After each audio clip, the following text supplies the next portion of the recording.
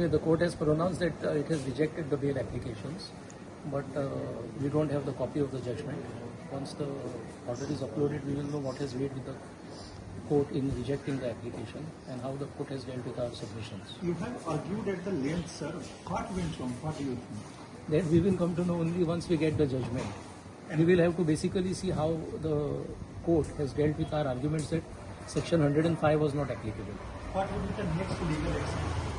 We will have to take our legal recourse once we see the judgment, because there are options to go to the High Court, but I will have to take instructions from the client and accordingly we'll take future course of action.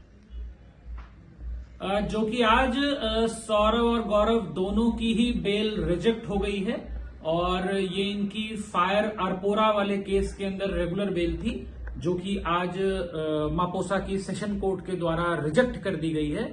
और अभी हालांकि detailed order आना हमारे पास बाकी है, और लेकिन definitely ये एक सभी जितने भी पीड़ित परिवार थे, 25 लोग जो उनका पूरा परिवार इफेक्ट हुआ था इतनी बड़ी त्रासदी से, उन सबके लिए एक न्याय का दिन है, उन सबके लिए एक जीत का पहला पड़ाव है। और डेफिनेटली ये लड़ाई अभी थोड़ी लंबी है, लेकिन आखिरी दम तक हम लोग इस बात को सुनिश्चित करने के लिए लड़ेंगे कि इनको सख्त से सख्त सजा होनी चाहिए, और जो भी इसमें मैक्सिमम पनिशमेंट है अप टू लाइफ, उसका इनको सेंटेंस मिले। और जिस तरीके से बेल पे इन्होंने पीड़िता पक्ष को रोकने की और बचाव करने की कोशिश करी कि किसी भी तरीके से इंटरवेंशन अलाउ ना हो, उसको अपोज किया, हर तरीके से जो ये बेस्ट कर सकते थे वो इन्होंने काम किया। बट लेकिन ये आज फिर से एक बार सच्चाई की जीत हुई है और इनकी बेल दोनों की रिजेक्ट हुई है और फिलहाल ये लोग कस्टडी में ही रहेंगे।